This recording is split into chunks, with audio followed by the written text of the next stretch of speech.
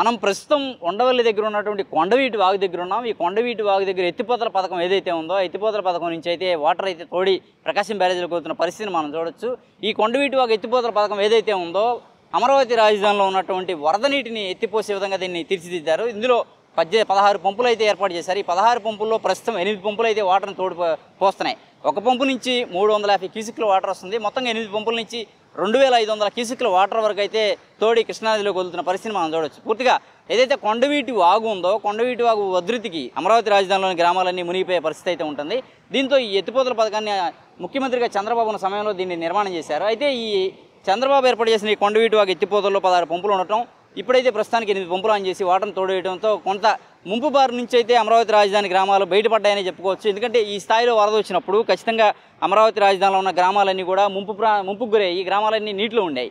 ఈ ఎత్తిపోతల పథకం ఏర్పాటు చేసినాక ఈ ముంపు బారి నుంచి అయితే గ్రామాలన్నీ బయటపడ్డాయి. అయినప్పటికీ కొంత నీరు అయితే లోతట్టు ప్రాంతాలు కావడంతో కొంత నీరు నిలబడిన పరిస్థితి కూడా అక్కడ చూడొచ్చు. అమరావతి శాశ్వత రాజధానికి సంబంధించిన ఐకానిక్ టవర్స్ అయితే ప్రస్తుతం నీళ్ళలోనే ఉన్నాయి, నీళ్ళలో నానుతున్నాయి. ఎందుకంటే అవన్నీ కింద అండర్ గ్రౌండ్లోకి పిల్లర్స్ వేయటానికి ఏర్పాటు చేసినటువంటి గోతులు నీళ్ళు నిలబడటంతో ఆ ఏర్పాటు చేసిన పిల్లర్స్ అన్నీ కూడా ఏదైతే రాక్ ఫౌండేషన్ ఉందో ఆ రాక్ ఫౌండేషన్ అంతా కూడా నీటిలో తేలియాడుతుంది.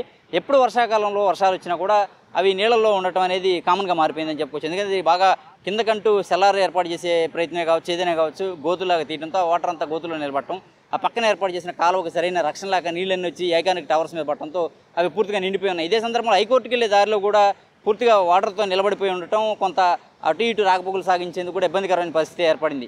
ఇవన్నీ పక్కన పెడితే ఈ అమరావతి రాజధాని ఏదైతే పేరేచెర్ల గుంటూరు జిల్లాలోని పేరేచెర్ల నుంచి ఈ కొండవీటి వాగు, కోటేళ్ల వాగు, ఎర్రవాగు, పాలవాగు ఇలా 3 వాగులు కలిసి తాడికొండ లామ్ దగ్గర కొండవీటి వాగుగా రూపాంతరం చెంది అక్కడి నుంచి రాజధాని గ్రామాలు కూడా ప్రయాణం చేసేటువంటి కొండవీటి వాగు వాటర్ అయితే ప్రస్తుతం ఇక్కడ మనకి చూడొచ్చు మనం ఎంత ఉధృతంగా వస్తుందో వాటర్. ఇదే సందర్భంలో ఇంత వాటర్ రావడం కూడా మరో కారణం ఉందని చెప్తున్నారు అధికారులు. అయితే ప్రకాశం బ్యారేజీలోకి నుంచి వెళ్ళే వరద నీరు కొంత గేట్లు ఏవైతే బ్యారేజీకి సంబంధించినటువంటి ఈ వంతెనలు ఉన్నాయో అక్కడ గేట్లు కొంత లీక్ అవ్వడంతో వాటర్ కూడా వెళ్ళి కొండవీటి వాగులో కలవడంతో మరింత వాటర్ ఉధృతి పెరిగిందని, దీంతో కొండవీటి వాగులో ఉన్నటువంటి నీళ్ల శాతం పెరిగి బాగా ఎక్కువ ఫ్లోటింగ్తో బయటికి తోడాల్సిన పరిస్థితి ఏర్పడిందని అయితే ఇరిగేషన్ శాఖ అధికారులు కొంతమంది చెప్తున్నారు.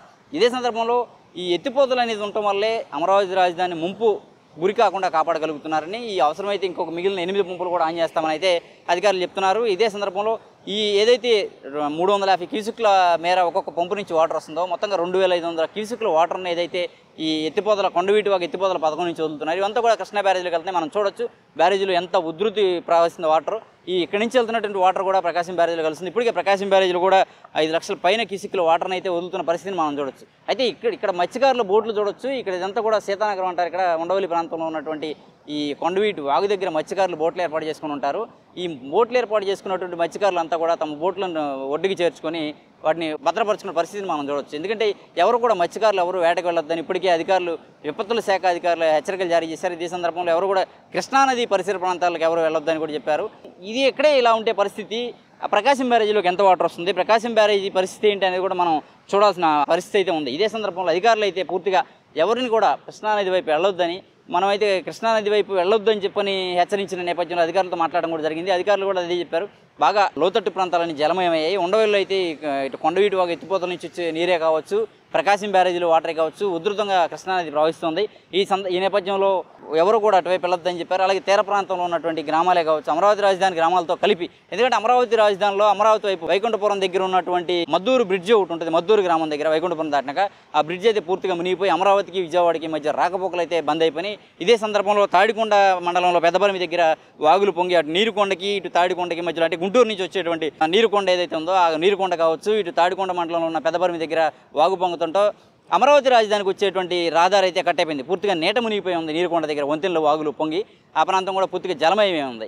ఏదైతే రాజధానికి వచ్చే దారులు ఉన్నాయో వాటిలో అమరావతి వైపు నుంచి వచ్చే దారి పూర్తిగా వాగులు పొంగి కట్టయిపోయింది. విజయవాడకి అమరావతికి మధ్య ఇటువైపు గుంటూరు నుంచి వచ్చేటువంటి దారి గుంటూరు తాడికొండ మధ్య కట్టయిపోయింది. అక్కడ కూడా వాగులు పొంగుతున్నాయి, వెళ్ళే పరిస్థితి లేదు. ఇదే సందర్భంలో ఇక్కడ ఉండవల్లి నుంచి తీసుకుంటే కూడా ఎత్తిపోతలతో ఎత్తిపోయడంతో కొంత సెక్రటేరియట్కి వెళ్ళేటువంటి పరిస్థితి అయితే ఉంది. హైకోర్టుకి వెళ్ళే దారిలో కూడా నీళ్ళు నిలబడినాయి. అయితే ఇక్కడ పరిస్థితి అయితే ఎలా ఉంది, కొండవీటి వాగు ఎత్తిపోతల నుంచి నీరైతే ఎత్తిపోస్తున్నారు. ప్రకాశం బ్యారేజీ పరిస్థితి ఎలా ఉందో అక్కడికి వెళ్ళి అక్కడ కూడా వాటి పరిస్థితి ఎంత నీరు వదులుతున్నారో కూడా చూద్దాం మనం వెళ్ళి.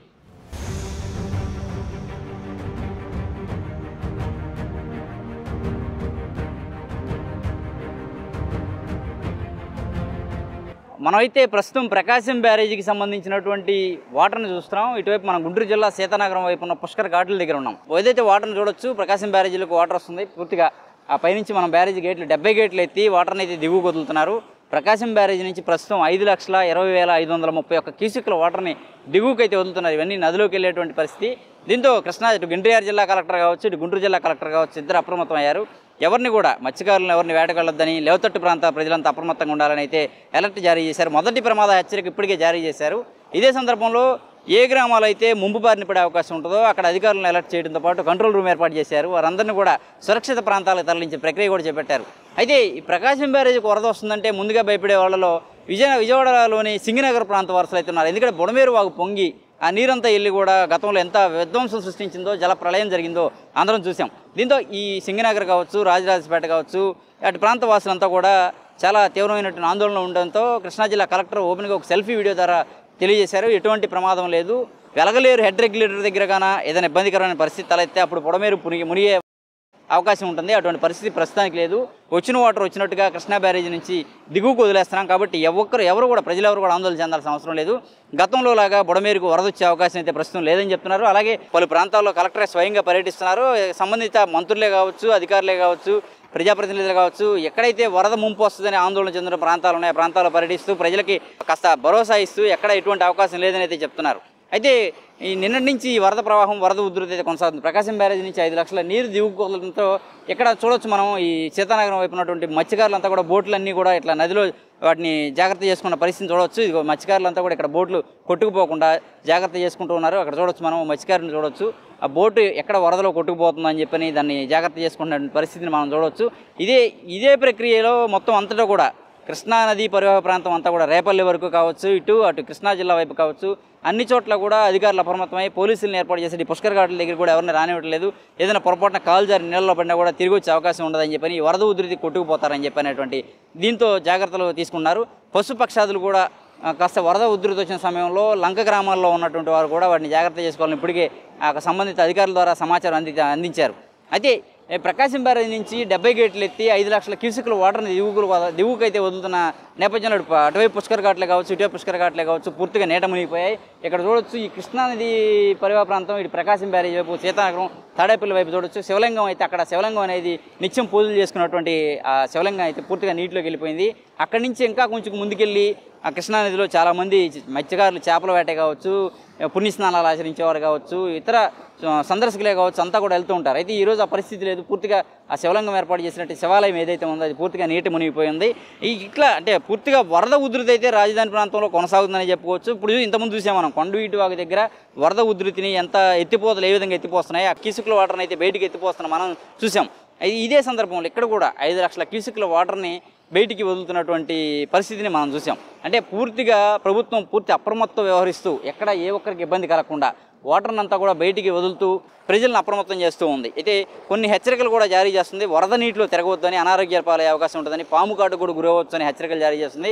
అలాగే విద్యుత్ స్తంభాలకు దగ్గరగా ఉండొద్దని, విద్యుత్ స్తంభాలు ఇటువంటి సమయంలో షార్ట్ సర్క్యూట్ జరిగే అవకాశం ఉంటుంది కాబట్టి విద్యుత్ స్తంభాలకు దూరంగా ఉండమని, ఏదైనా ఇబ్బందికరమైన పరిస్థితి తలెత్తే కంట్రోల్ రూమ్కి ఫోన్లు చేయాలని కంట్రోల్ రూమ్ ఏర్పాటు చేయడం జరిగిందని గుంటూరు, కృష్ణా జిల్లాల కలెక్టర్లు అయితే ఇప్పటికే ఆ నెంబర్లతో సహా పత్రికా ప్రకటనలే కావచ్చు, సోషల్ మీడియా ద్వారా కావచ్చు విస్తృత ప్రచారం అయితే నిర్వహించారు. ప్రభుత్వం అయితే పూర్తి అప్రమత్తం వ్యవహరిస్తుందని చెప్పుకోవచ్చు. ఎందుకంటే ఎక్కడ కూడా ఎటువంటి అవాంఛనీయ సంఘటనలు జరగకుండా అటు రెవెన్యూ, పోలీస్ సమన్వయంతో ముందుకు వెళ్తున్నారు. ఇక్కడ మనం చూసుకుంటే ప్రకాశం బ్యారేజ్ దిగువన ఉన్నటువంటి రైల్వే వంతెన చూడొచ్చు. అది కూడా దాదాపుగా పూర్తిగా నీట మునిగి దగ్గరగా ఒక 3-4 అడుగుల మేర ఖాళీ కనిపిస్తుంది. మిగతాదంతా కూడా ఈ ప్రకాశం బ్యారేజీలో వెళ్తున్నటువంటి కృష్ణానదిలో ఏదైతే వరద నీరు ప్రవహిస్తుందో ఆ వరద నీటిలోనే మునిగిపోయి ఉన్నటువంటి పరిస్థితిని మనం చూడవచ్చు. అక్కడి నుంచి అటుపక్క ఉన్న వారధి కావచ్చు, ఇది కావచ్చు పూర్తిగా నీటిలో ఉంది. ఎవరు కూడా ఈ సందర్శకులు ఎవరు కూడా రావద్దని చెప్పని చెబుతున్నారు. ఇక్కడ చూడవచ్చు ఒక వ్యక్తి దానిలోంచి బయటికి రావాలంటే మెట్లు అవన్నీ కూడా మెట్లు పైనుంచి వస్తుంటేనే ఏ స్థాయిలో మునిగిపోయి బయటికి రావాల్సి వస్తుందో తమ బోట్లను జాగ్రత్త చేసుకోవడానికి వెళ్ళి వస్తున్నటువంటి వ్యక్తి అయినా మత్స్యకారులు. అయితే ఎక్కడ కూడా ఎటువంటి పరిస్థితి ఎట్లా ఉంటుందని కూడా వాళ్ళతో ఒకసారి మత్స్యకారులతో కూడా మాట్లాడి చూద్దాం. అన్న ఒకసారి ఒక్క నిమిషం, ఎట్లా ఈ వరద సమయంలో ఎట్లా ఉంటుంది ఇక్కడ? బాగా ఫ్లోటింగ్ ఎక్కువ ఇబ్బందిగానే ఉంటుంది. ఎట్లా ఈ మీ బోట్లన్నీ ఏం చేస్తారు అప్పుడు? ఇది దరికి కట్టేసుకోవడం, పైకి తీసుకుని రోడ్డు మీద పెట్టుకోవడం. ఇట్లా ఎప్పుడు ఈ వాటర్ వస్తుంది కదా ఇక్కడ దాకా వస్తుంది కదా? ఇక్కడ దాకా కాదు, ఆడ దాకా వచ్చేస్తాయి. ఆడ కూర్చున్న దాకా వస్తాయి, బాగా వస్తాయి. మీరు బోట్లు ఉంటాయా కొట్టుకుపోకుండా? కొట్టుకుపోతాయి. ఇక జాగ్రత్త చేసుకుని రోడ్డు మీద పెట్టుకుంటే ధన్యులు. ఇట్లాంటి సమయంలో మరి ప్రభుత్వం ప్రభుత్వం నుంచి ఏమైనా సహాయం చేయడం కానీ ముందు జాగ్రత్త చెప్పడం కానీ జరిగింది మీకు? ఏమంత ఏం లేవు సార్. మనం ఇక చూసుకుంటూ పోవటమే. అంతే. ప్రభుత్వం ఏదైనా కొంచెం టైంలో చూసుకుంటాం. నీళ్ళలో దిగేశారు, మరి ఏదైనా పొరపాటున నిన్నట్లాగా అక్కడ ఏదో 3 వ్యక్తులు కొట్టుకుపోయారని చెప్తున్నారు. అక్కడ బాగా కట్ట ఎక్కడ అది వద్దంటే బాలు పడవ దగ్గరికి వెళ్తే కట్ట తెగిపోయి కట్ట కిందకి జారిపోయారు. ఏదైనా ప్రమాదకరమైనటువంటి ప్రమాదకరం మామూలుగా కాదు, వెళ్తాం కూడా కరెక్ట్ కాదు. లోపలికి బోట్లన్నీ ఇట్లా కట్టేసుకుని ఉంటారు కదా, ఎంత వాటర్ ఇంతకుముందు ఎప్పుడు వస్తానే ఉంటుంది? ఎప్పుడు వస్తానే ఉంటుంది. ఇప్పుడు కొత్త ఏం కాదు, ఎప్పుడు వస్తాయి. మరి మీకు వేటకి వెళ్ళే పని ఉండదు? ఏటకి వెళ్ళే పని నెల అవని 2 నెలలు అవని ఖాళీ మా జీవనాధారం ఎక్కింది. మరి గవర్నమెంట్ నుంచి మీకు ఏదైనా సహాయం అందిద్దా? కొన్ని సంవత్సరం ఇచ్చారు బాబు గారు వాళ్ళు. మునిగిపోయిన వాళ్ళందరికీ కొద్ది గొప్ప బాగానే చూశారు. ఏదైతే మనం మత్స్యకారులతో కూడా మాట్లాడడం జరిగింది. మత్స్యకారులతో మాట్లాడితే కూడా వాళ్ళు కూడా చెప్తున్నారు, ఏదైతే ఈ వాటర్ కృష్ణానదికి కామన్గానే వస్తూ ఉంటుంది, ఎప్పుడు కూడా కృష్ణానదికి వాటర్ రావడం సహజం అని చెప్తున్నారు. అయితే ఉద్దండరాయపాలెం ఏదైతే రాజధాని ప్రాంతం ఉందో, రాజధాని శాశ్వత భవన నిర్మాణాలకు శంకుస్థాపన చేసిన ప్రాంతం ఉందో, ఉద్దండరాయపాలెంలో నిన్న 3 వ్యక్తులు పడవలు భద్రపరుచుకునేందుకు వెళ్ళి 1 వ్యక్తులు కొట్టుకుపోగా వారి మృతదేహాలు ఇప్పటివరకు లభించలేదు. వారి కోసం అయితే గాలిస్తున్నారు. అదే చెప్తున్నారు ఇక్కడ మత్స్యకారులు కూడా, మా వాళ్ళే అంతా కూడా వాళ్ళు ఇట్లా పడవలు జాగ్రత్త చేసుకోవడం కోసం వెళ్ళి అక్కడ పడవలు కొట్టుకుపోయి మృత్యువాత పడ్డారు అని చెప్పని అయితే చెప్తున్నారు. తాము జాగ్రత్తగానే ఉంటాము, కాదు వేటకు వెళ్ళే సందర్భంలో తమను ఇట్లా 2 నెలలు ఉన్నా, నెల ఉన్నా, 10 రోజులు ఉన్నా తమకు వేటే వృత్తి. ఈ సందర్భంలో అయితే తమ జీవనోపాధి ఇబ్బందికరంగా మారుతుందని చెప్తున్నారు. ఇక ప్రధానంగా వరద విషయానికి వస్తే అయితే ప్రభుత్వం చాలా జాగ్రత్తలు తీసుకుంటుంది. వరద ముంపు గురి కాకుండా అయితే అధికారులను నియమితం చేసిందని చెప్పవచ్చు.